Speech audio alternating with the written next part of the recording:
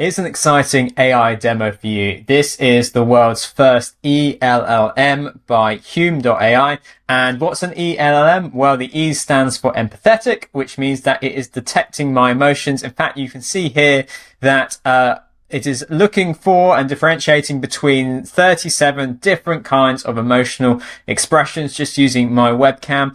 So as I talk, it's picking up on different expressions. There we go. Amusement, excited. I'm going to inject a lot of excitement into my voice, and hopefully the excitement's going to go really far up to the top. Okay, there we go. Interest, amusement, joy. If I say something really sad, like I'm actually just having a really tough week. Let's just see. Oh, there we go. Picks up pain, sadness, confusion. Okay. This is so exciting because I remember when ChatGPT first came out, we were told that, there were the headlines saying that AI is going to take all jobs except for the pastoral jobs. I remember reading that somewhere.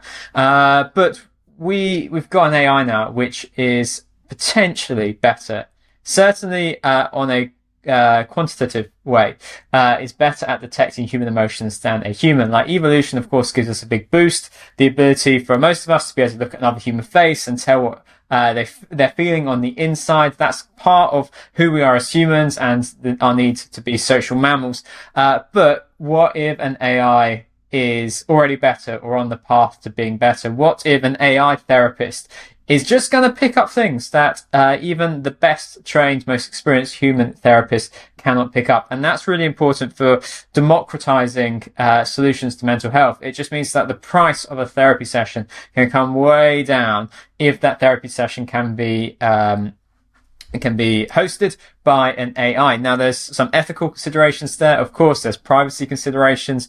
But I just wanted to give you this demo of Hume because I think that it just adds a whole extra building onto the mansion that is becoming AI and what AI can do and has the potential to do in the future and impact our lives.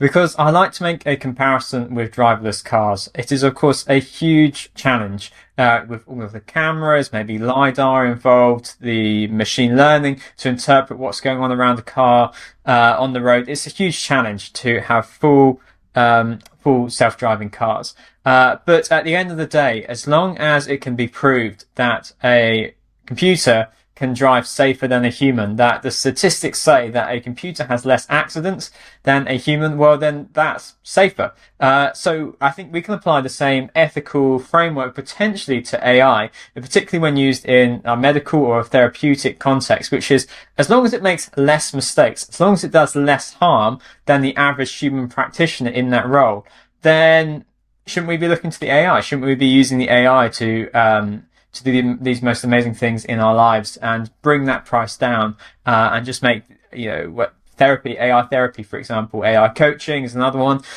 so much more affordable and so much more accessible, to populations all around the world. So what do you think of this demo? Do you think that Hume AI is something that you're going to check out? Do you think that it's something that you're going to add into any applications that you're building? Do leave a comment down below. And remember, if you want to build no-code applications, then you can click the link in the comments, link in the description, because we've got hundreds of Bob tutorial videos. We're just about to launch some courses too, about how to basically launch a startup using no code. And yeah, it's really exciting. So do click the link down in the description.